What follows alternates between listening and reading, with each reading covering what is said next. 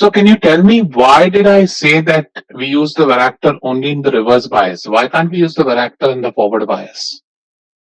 So the depletion region is changing even in the forward bias, right? So why did I say that when you want to use a varactor, we want to ensure that the diode is in reverse bias and not forward bias? Or do you guys disagree with me and you think that the diode can be in either forward or reverse bias? It should make no difference. What can you guys say about it? Why should a varactor be? So the right answer is the varactor should be in the reverse bias. But can you guys give me a reason why that is the case? The charges near the depletion region in the forward bias won't be carried along with the electric field too fast like they are in reverse bias. No, that you're telling me what happens in forward bias. But can you give me a reason why a varactor has to be in the reverse bias? So Vedant, sorry, go ahead. There shouldn't be flow of current for the. Okay. So now I guess Vedant also wrote it on the chat box. So can somebody tell me why should the current be? What is the problem if current is too high? Sir, they are usually used in voltage control devices. So if it allows current to flow through them, there will be a change of potential across the like it will create a voltage difference where it has to be applied. Correct. So I understand what you're saying, but so what happens when you think of varactor? Varactor is a voltage controlled capacitor, right? So whenever you think about a capacitor, so far you've learned capacitors. You've done that in ES. You've done that in high school. What do you when I say capacitor? What can you say immediately about its leakage current?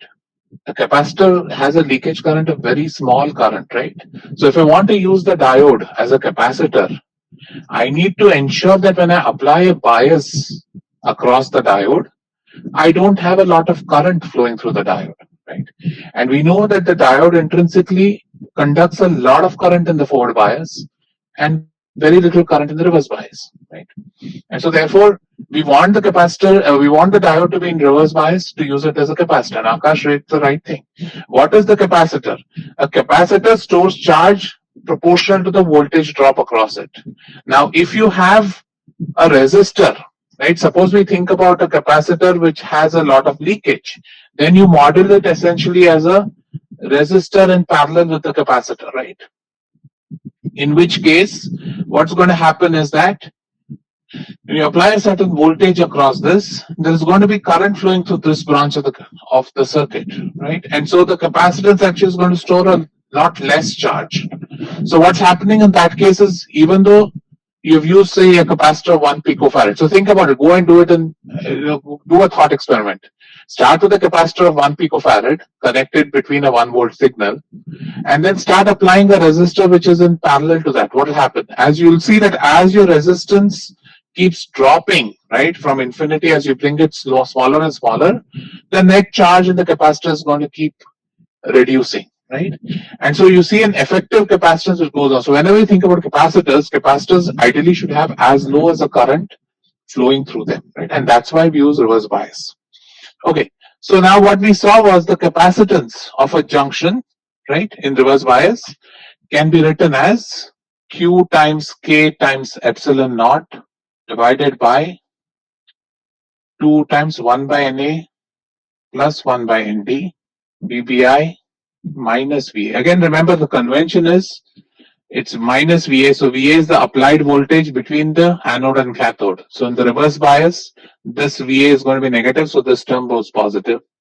The whole under the square root, right? So this is the capacitance drawn as a function of voltage, and this is true only in,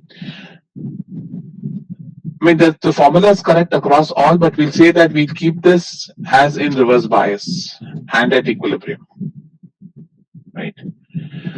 So which means if I plot capacitance as a function of applied voltage, suppose I plot VA, right, as in this, what can you say? You can say that the graph would look something like this. It's going to be 1 by square root of x graph, right? Now let's consider a P plus N diode. So consider a P plus N diode. So in that case, when I say P plus N, how can I approximate my C? What does my C now become if I consider it as a P plus N diode? how will this formula reduce if I consider a P plus N diode? 2 epsilon by xn. By xn, right? So basically you're neglecting xp. So in this formula, this thing will drop off 1 by Na, because with respect to 1 by Nd, 1 by Na is going to be much smaller because Na is much larger than Nd. So you essentially see that your capacitance can be written as Qk epsilon naught Nd, right, by 2 times Vbi minus Va, the whole under the square root, right? Or I can write 1 by C squared as 2 times Vbi minus Va by Qk epsilon Nd, correct? So now if I plot 1 by C squared as a function of Va, what will this look like? Saksham, why is there a question mark after linear? You should be confident. It will be a linear curve, right? 1 by C squared as a function of Va is going to be linear. Everybody, this is of the form y is equal to mx plus c, right? So it's going to be negative linear, right? So this is how the graph looks like. Remember, this is, and so now, very cool, right? So now if I do measurements for a P plus N diode, so in a P plus N diode, I can measure I can apply a reverse bias, so I get a P plus N diode, and I can vary the voltage. So this is going to be, I'll apply a negative voltage here and I'll measure capacitance as a function of voltage. And then when I plot 1 by C squared versus Va, I'll get a straight line. So what, if I know the slope of the straight line, what does the slope give you? What physical parameter can you calculate if you know the slope? I know, Neil, slope, Nd, right? So what you see is, by doing these measurements of CV on a P plus N diode, I can actually calculate what the doping concentration at any given point X is in the end. So this is a very powerful technique. We use it a lot to calculate what the doping profiles are, because doping is something you can't really measure, right? It comes in because of the process. So if you want to actually calculate and quantify what is the doping you've got in some piece of silicon, one way to do it is slap a PN junction diode on it and then measure the capacitance voltage characteristics.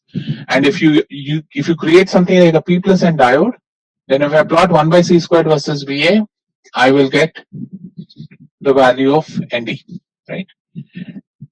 And what happens when, if I know this point, so if I use Va equal to 0, what can I also calculate? So if I use the point at Va equal to 0, what can I calculate? Vbi, right? So now if I know Vbi and Nd, what can I calculate? If I know Vbi and Nd, what can I, Na, right? Very good. So basically from just doing a 1 by C squared versus Va graph, I can essentially find out what the doping in the diode is. Saksham, how do you measure capacitance? You should have done this in 12th standard, right? How do you measure capacitances? We have multimeters in the lab. You can stick it across two ends of the diode and measure its capacitance. How anybody has a clue how capacitances are measured? Or anybody want to take a guess? You would have done it when you're doing projects in 12th standard, right? Or 11th standard. Anybody want to remind the class how a capacitance is measured? Have you guys seen multimeters before? Have you used a multimeter? So a multimeter will quickly spit out capacitances, no? And typically how it works is you send a small signal, measure the current. You send a small AC signal on it. You measure the current, right? If you know the frequency of the signal you applied, then the magnitude of the current gives you the capacitance, right? So by measuring, giving a sinusoid signal, measuring its current, you can get the capacitance of a component. Right, we have what are known as CV meters available in the labs. So you can directly keep applying a bias, measure the capacitance. Apply a bias, measure the capacitance. So what you would do is you would apply a bias. So you'll apply a bias you keep applying biases here and measure the capacitance at every point. And then do a least square fit of those points to get a linear curve. And from that linear curve, then you can extract all the parameters. No, Vedant, it would look like this. You'll apply a minus 5 volt DC bias and then apply a 0.1 volt sinusoidal voltage on top of it. These are called small signal models, right? So the DC bias is going to keep the capacitor on reverse bias, and then that small signal is going to basically measure the capacitance. Right, Arjun, at V equal to 0, the capacitance, because the current is essentially 0, so you talk about capacitance at V equal to 0. But normally, when you want to measure it, what we do is we extrapolate whatever at V equal to minus 0.1, we'll take that and extrapolate it to 0. It's hard to measure the capacitance when an applied voltage is 0, right? Because you can't measure that. So normally we'll extrapolate the measurements down. Okay, so the point is that this is a very, very useful technique to measure. So now I'm trying to get you to think that all these we did this abstract notion of implantation, etc., right? And the reason you're learning all this is you can actually measure all these numbers. So then you can go, and why is that important? Because when you're designing a device, right, you'll say, okay, I want 1e16 doping. Yeah, but you need to ensure you get that 1e16 doping, right? And so these experiments are typically used to confirm what you've got, or sometimes you'll see that your device doesn't perform according to what you've predicted. And so by measuring doping concentrations, by characterizing the device well, you can understand what's going on, right? Any questions here? So always remember 1 by c squared versus VA is a straight line. So 1 by c squared versus VA is a very, very important technique to measure a lot of things that are happening inside the diode. In general, we'll see, when I talk about MOS capacitors, I'm going to talk about CV. So in general, we'll keep coming to capacitance quite a lot when we discuss electronic devices, and this capacitance voltage characteristics give a lot of good information about how the diode was made or about how the device was made. What are all the non-idealities, if you will, in the device. So whenever we get a new device, we typically do IV characteristics, we do CV characteristics. So those two give us a wealth of information about how to model this device. And why is this important? Because you need to know all these models to eventually put it into the circuit model of the device and then use it to build circuits, right? So this is the first step. When you build something, you then make a model and then use that predictive model to build circuits. Then use these circuits as predictive models to build blocks. Use the block predictive models to then write the code, right? If you will, RTL code in a digital system. Okay. All right. So one thing before I go to non-idealities of PN junction, I wanted to discuss one concept with you, which is known as a short base diode. So if you remember when we did PN junctions, right? Let's recall what the PN junction looked like in forward bias. So when I looked at the PN junction in forward bias, this was my junction, x is equal to 0. I had an xn here, I had an xp here. So let's consider a forward bias PN junction, right? And so in forward bias, what you see that electrons are injected into P side and holes are injected into the N side, right? So this is your PN and this is your NP. And we know that the holes and electrons diffuse, and the diffusion current is basically what is the diode forward bias current, right? So the forward bias current in a diode is dictated by the rate of diffusion of the minority holes in the N type or the minority electrons in the P type. So when you do this kind of assumption, right? So let's recall, why did we see this exponential decay? Let's look at only the N side. Let's look at the N side of the diode. And we said that the minority holes exponentially decay, right? So why is there an exponential decay? What is the process that is causing this exponential decay of these holes? Recombination, right? So this exponential, remember, if you go back and think about the continuity equation was written by dp d squared p by dx squared minus pn naught by tau p is equal to 0, right, in steady state. So what we said is the rate of change of the diffusion current, and this is the recombination. So now when I say recombination of holes, what are some of the characteristic physical parameters that you can think of? When I say recombination, what material parameters come to mind? When I ask you, if you want to describe a recombination in a material, what are all the different material parameters you look at? Tau and diffusion length, right? Recombination time and diffusion length. Very good. So what you see is that for recombination to occur, so let's talk about tau and L, Let's talk about tau p and LP for now. So tau p is the average time a hole diffuses before it recombines, right? That was what we defined the recombination lifetime to be. And similarly, what was the recombination length? The recombination length is the average the hole diffuses before it recombines. Which means that if you think about the length of the N region, let's call this length, let's use a different term. Let's call it small l. Right? So if you think about this length of the N region, we are essentially saying that the length of the N region is very, very long. So we have enough space for the holes to diffuse and recombine. Right? When we assume that this was semi-infinite, basically when we did all the derivation, we assumed that the holes all find enough time to recombine so that far away from the junction, we don't have any excess carriers left. So all the excess carriers have recombined as you go farther and farther into the N type, right? Now, and that essentially assumes that the length of the N region is much, much, much greater than LP, right? And we discussed this, whether it's 3 LP, 10 LP, 100 LP, that's up to you, right? But remember that this exponential goes as minus x by LP. So if you consider negligible to be 10% or 5% or 1%, that will tell you, okay, what is the length of the diode you need to have. Now let me pose you a question. Now suppose this length is less than LP. Then what happens?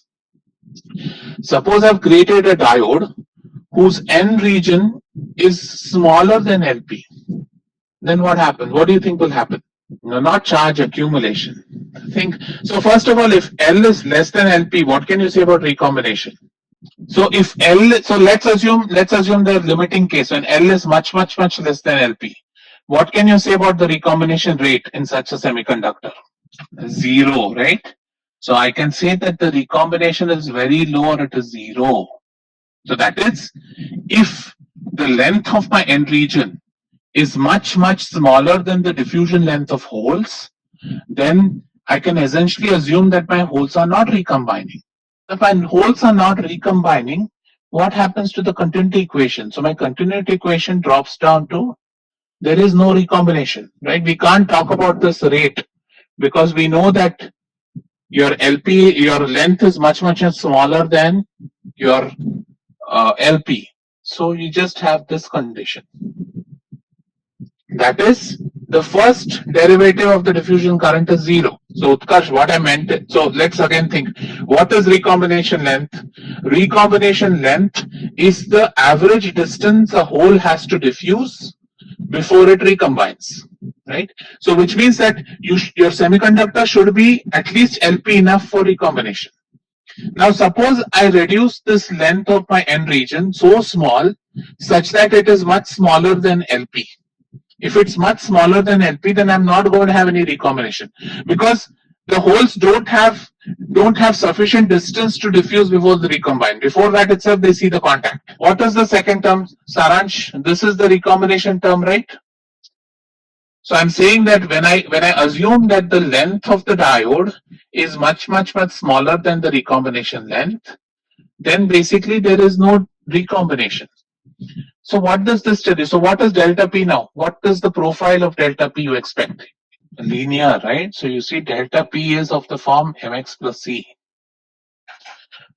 So Rohan, why is the rate 0? Okay, Rohan, come online. Yes, sir. Yeah. So when you, so I'm trying to get your. So you understand that the rate is 0. You understand recombination is 0. I'm not able to differentiate. How are you able to differentiate what is So what I'm saying is that since the length is less, we can say that like average it does not recombine like close to 0 recombination. But why is the rate 0?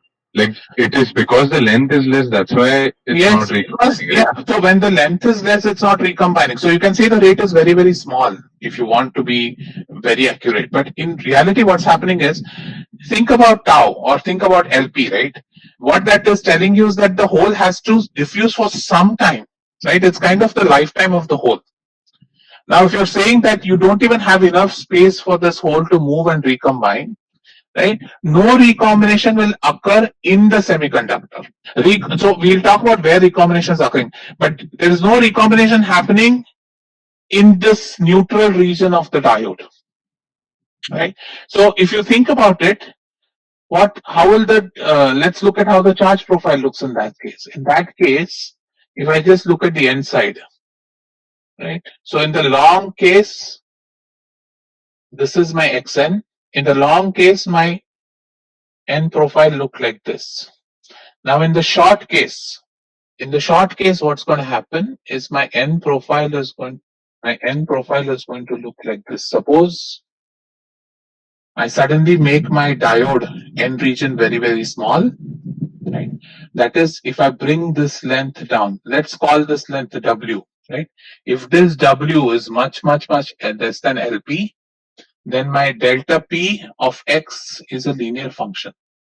Or in other words, my JP of X is constant, right? Because its first derivative is 0. So it means that JP is a constant through W. And this again is an important concept. Now what is physically, let's think about what's happening. So what's happening is that as holes, so remember, you have this contact sitting here, right? You have connected this to the external circuit, right? So which means that these holes diffuse, right? These holes diffuse, they hit the contact before they can recombine. And what is a contact? Contact is a place where you have infinite number of carriers. So immediately they recombine at the contact, right?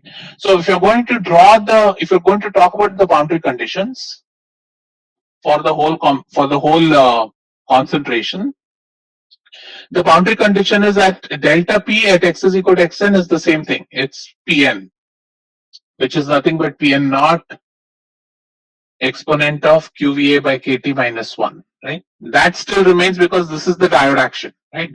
Here, because you've applied a forward bias, there's going to be some injection of holes into the diode, and so that boundary condition remains the same. Now what happens, the other boundary condition is at delta P at X is equal to W becomes, that is, there are no excess carriers left as soon as you hit the contact, right? And so if I now think about my delta P as a function of X can be written as Pn whatever, you know, it's basically a linear function of X, right? So you can write this as, let's see, you write as Pn minus 0 by Xn minus W is equal to Pn minus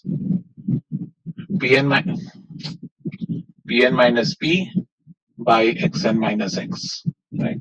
So that's your, I'm just taking the slope to be equal, right? So what's happening is the slope of this graph is equal to at any point P of X, right? And from that you'll get the concentration of holes, and you see that the concentration of holes is essentially linear. What that makes the current is, guys can go and try it at home. It's very simple in terms of current. It only makes one difference, is that your J naught now becomes Q times Ni squared, right? dP by Nd into W plus Dn by Na into Ln. So the side which is short, instead of LP, you replace it with W. So that's one way to think about it.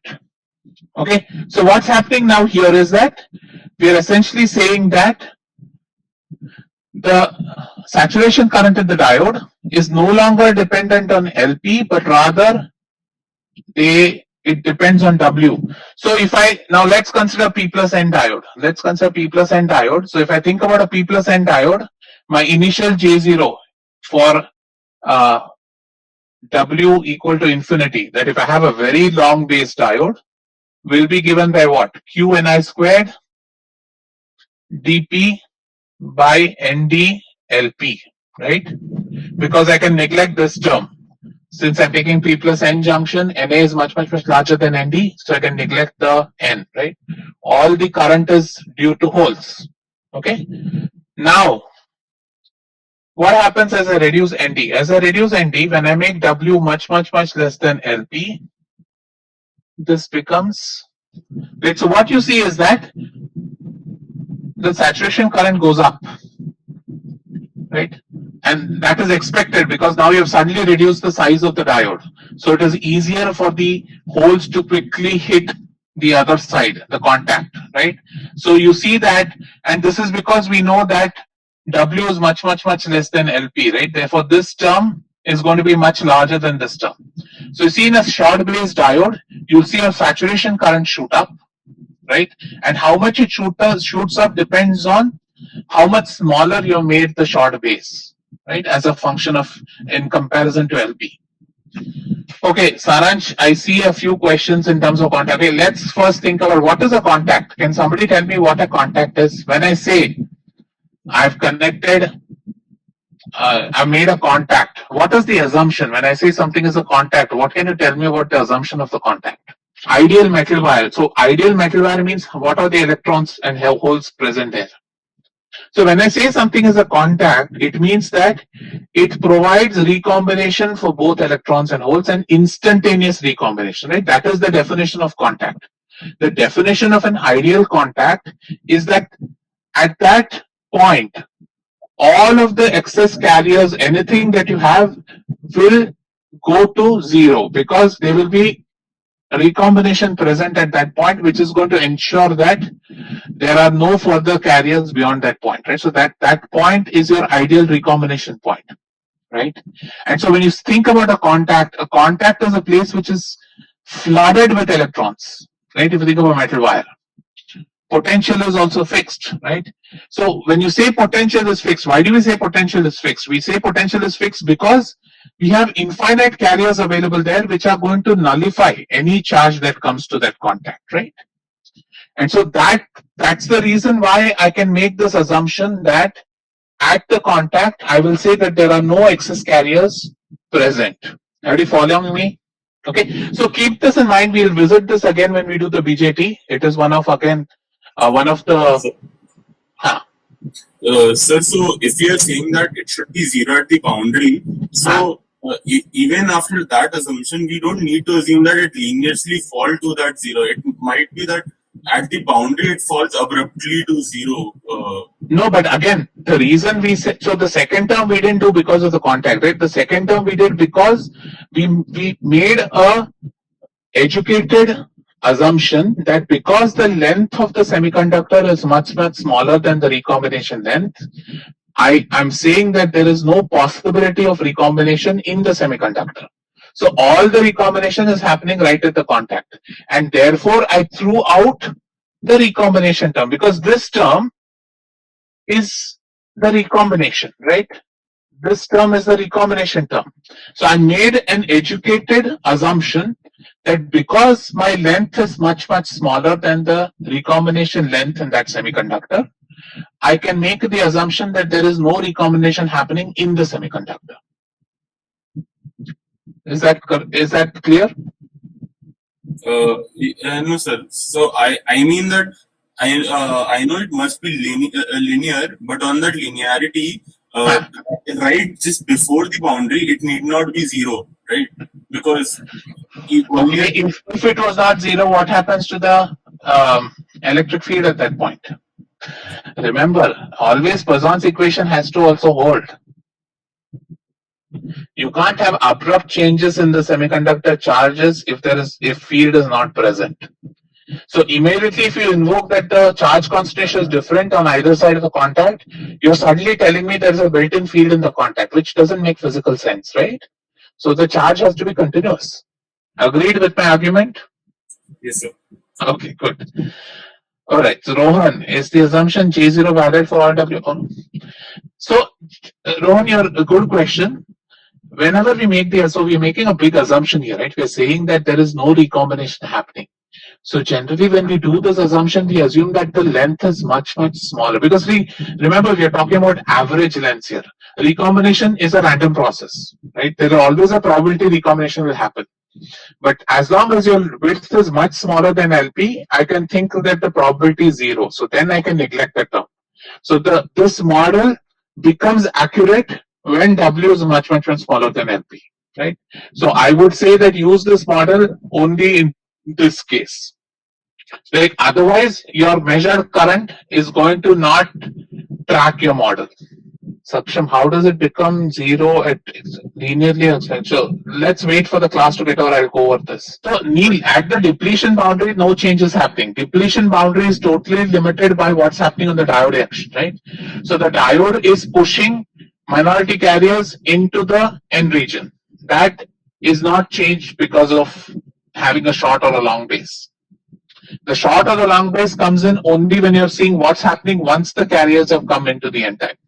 So let's continue. If you have more questions, keep it for the end of the class because I need to cover a little bit more. So let's talk about some non-idealities. So all that we have looked at so far, it's all of an ideal PN junction, right? So let's think about some of the non-idealities. The first non-ideality I want to talk to you about is what is known as some additional current that occurs because of generation recombination in the depletion region. So let's recall the ideal PN junction model, right? In the ideal PN junction model, we assume that if you consider the depletion region, in the depletion region, what did I say? I said there is no recombination or generation happening here, right? So whatever is the current here, we just say it's the same current flowing through the depletion region, right? That was the assumption we made when we said that J at x is equal to 0 can be written as Jp at x is equal to xn plus Jn at x is equal to minus xp, right? Now in reality, what can happen? We spoke about it briefly a couple of weeks back. We have what are known as traps. In real semiconductors, we have traps, and these traps can either be defects in the crystal, can be impurities in the crystal, can be dopants which are not sitting at lattice points, right? So any of these things can become a electrically active trap. And what is a trap? Remember, trap means that if you think about your conduction band and valence band, a trap is modeled electrically as a level in the band gap. So remember, regularly the band gap has no energy levels available. That is, an electron can't sit anywhere between EV and EC. But once you have a trap, then you're basically creating this additional level for the electron to interact there or to wait there. And so what did we say? We said whenever we have traps, right, we increase recombination or generation. So more the number of traps, more the recombination and or generation, right? Again, when does recombination occur? What is the relationship for NP product? When does recombination occur?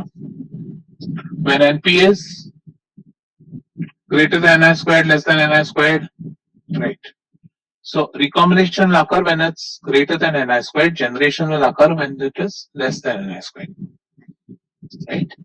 So now tell me, when you have reverse bias, when the diode is in reverse bias, right? So let's assume diode in reverse bias. What can you say about the NP product in the depletion region? Is it less than Ni squared or greater than Ni squared? Everybody agreed it is less, right? So when the diode is in reverse bias, the NP product in the depletion region tends to be less than Ni squared. And so what happens is, because of that, a generation process kicks in. A generation process kicks in which increases the reverse bias. So in the ideal model, you just had J0, right? Now because of this generation which is happening due to traps present in the diode, your reverse bias current actually is now going to increase. It's not going to be just J0, it's going to be J0 plus some generation current. And now this generation current, right? And this you can see is proportional to the number of traps. It's also proportional to temperature. So if I suppose I've made this diode in a bad material, on a material which is very defective, right? Then my number of traps are very high. So in that case, I'm going to have a larger impact of the generation current. So the diode is going to have, and why is this a problem, right? In the reverse bias, we assume that the diode does not conduct, right? So the reverse bias leakage is actually a leakage which we don't want in the circuit, right? The reason we used a diode is because we want to ensure that when it is in reverse bias, there is no current flowing between the nodes. But in reality, we get some reverse bias current. Now, if there is generation because of some bad material you've used in the semiconductor, or you've not been careful when you made this diode, then you're essentially increasing the reverse bias current. So this is a non-ideality, because this is making your reverse bias current go high or making it less ideal. In an ideal case, you want RB current to be 0. Right? Now, already we know that the ideal PN junction doesn't give 0 but a small number. Now, if generation kicks in, then I see that current increases. What happens in forward bias? So if the diode is in forward bias, what can you say about the NP product in the depletion region? Correct, right?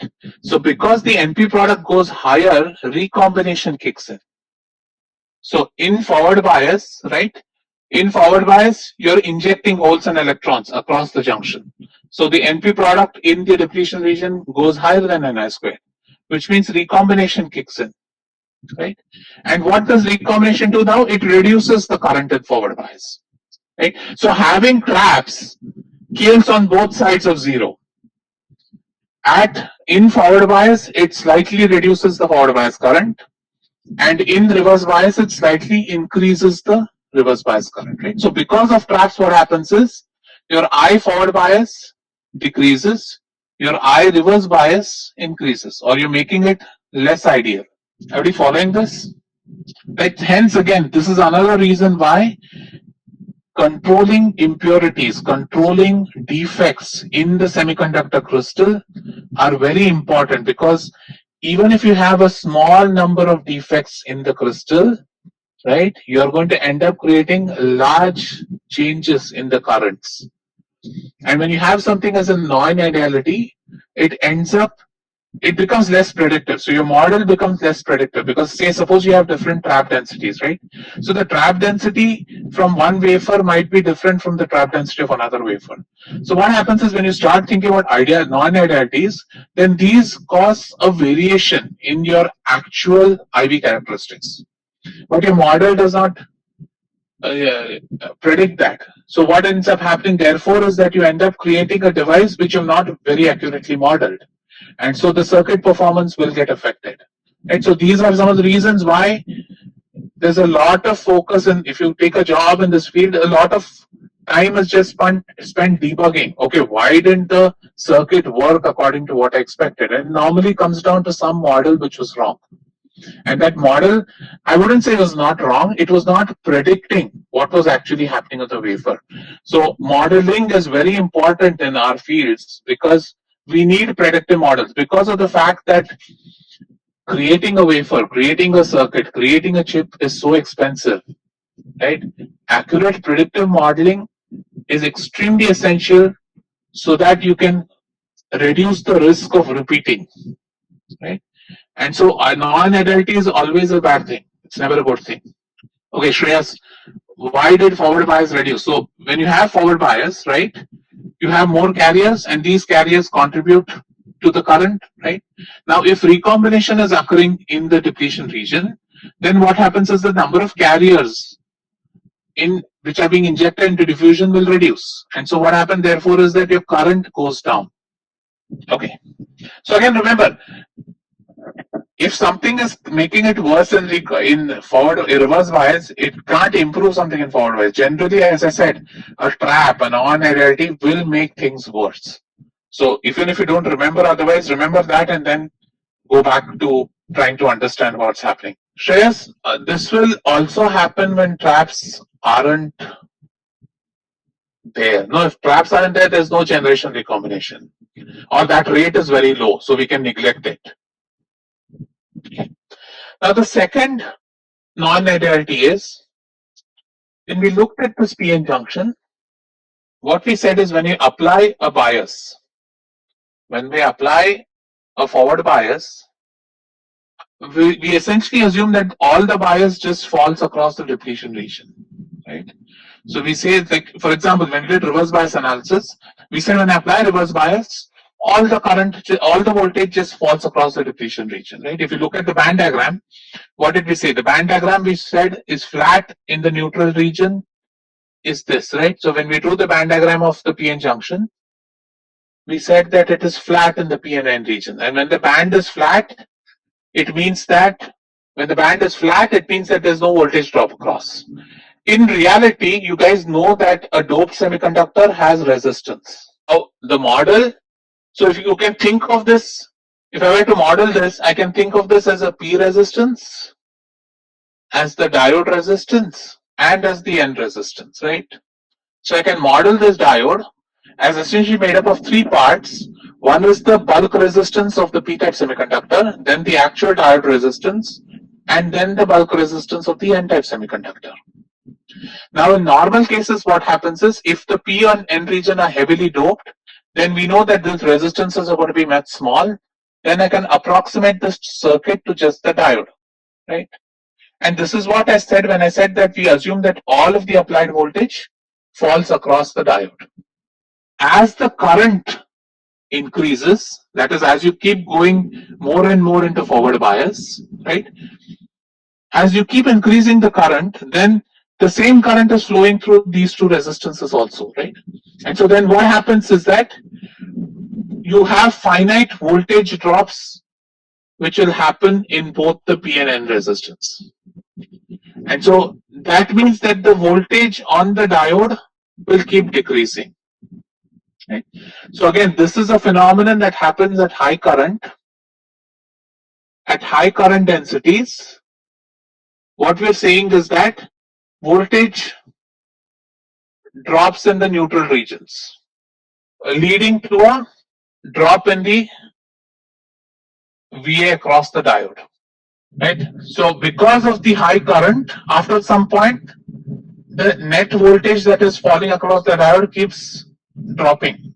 And so beyond a certain point, you can apply a lot of voltage. And remember, this I, the current flowing through the circuit, is a function of exponent of VA, right? Or exponent of the applied voltage across the diode. So you have this exponential function here. So a small change in VA will give you a huge change in I. And so eventually what happens is that it's very high currents.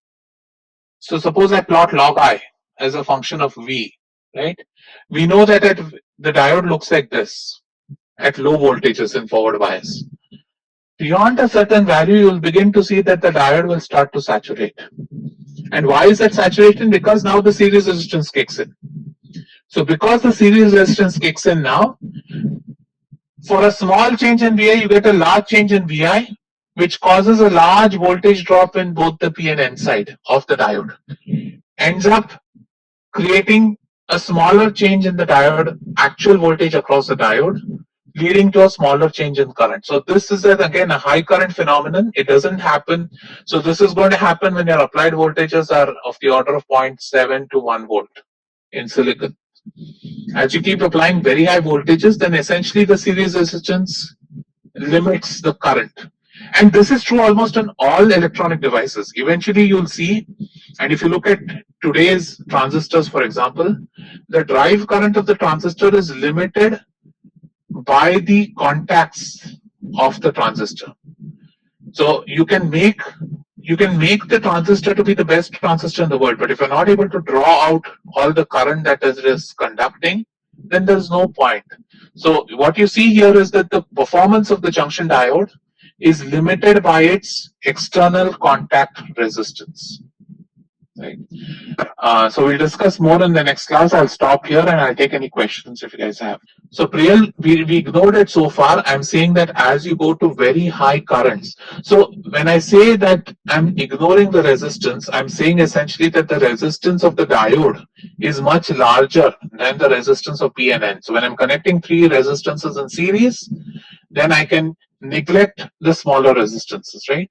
Now what happens is that as my current keeps increasing, then the actual voltage drop across the series resistance becomes higher. And so that is the reason why it limits the current that you can actually flow through this combined circuit. I don't understand why it can limit the current. Right? Just because these resistors exist doesn't mean Okay, let's talk about, suppose my applied voltage is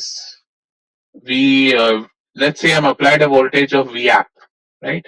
So Vap can be written as V across the diode plus I times Rp plus Rn, right? This is the total applied voltage. This is the voltage that falls across the diode, and this is the total voltage falling on either side of the in the resistances. Yes, sir. Right. And now we have I is exponent of Va to first order, right? I mean, there are all other. So what you're seeing is that for this you'll need mathematics, but what you're seeing is you're seeing your V applied is equal to Va plus some I0 exponent of Va times Rp plus Rn. And so what you're going to see is that this is a very fast function of Va, right? So when you're adding x to something e power x, eventually that function is not going to have the same speed of increase as e power x, right? It's going to become closer to x as x keeps increasing. And that's what is essentially happening here. Okay, sir, got it. Thank you. Right? Okay. So Rohan, when I said diode resistance, I don't mean the resistance of the depletion region. I meant the resistances of the neutral region. So remember, you had the P and N junction on either the P and N regions, right, outside the depletion region. So those will have some finite resistance because they are made up of doping. So you can talk about the resistance of the P and N region. It is that resistance I'm talking about.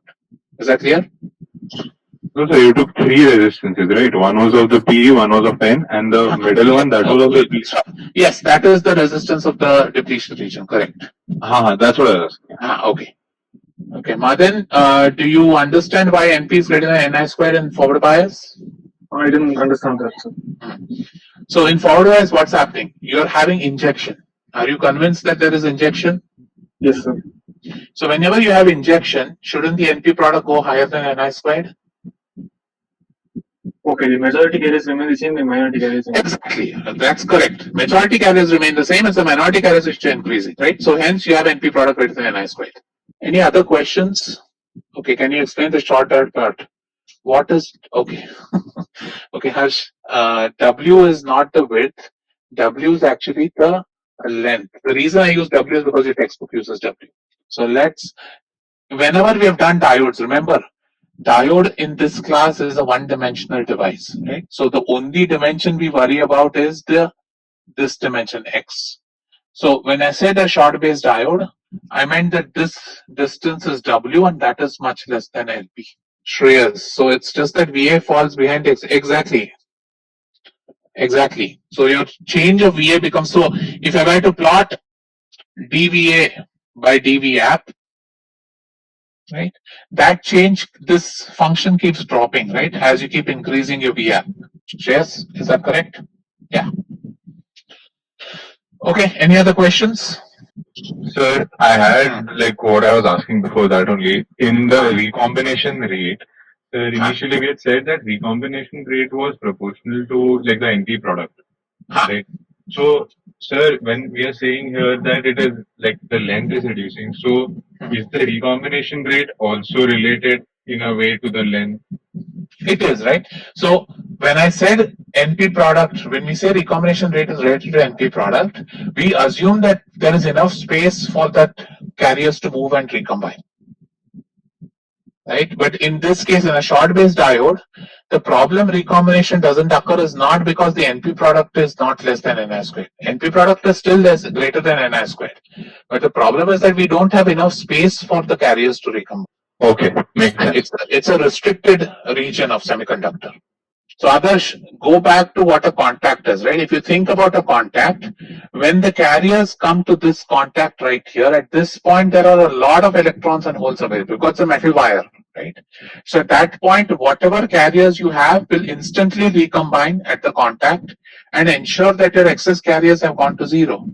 The excess carriers cannot be zero, it cannot be not zero at that point, because then you'll have an electric field developed at that point. Exactly. It is because of this external wire. That's the meaning of a contact. A contact means that at that point, the metal wire is there which is supplying any carriers you need so as to neutralize what's happening at that layer. Because eventually at that point you want the electric field to drop to zero. Because we're essentially saying that there is no voltage drop in the wire, right? In the wire, we're assuming there's no voltage drop, which means there's no electric field in the wire. So the electric field has to be a constant on the other side of the wire. So the electric field has to drop to zero at the contact, which means that there cannot be a charge drop, random charge drop at the contact, right? So which means all the charge has to be neutralized with the contact.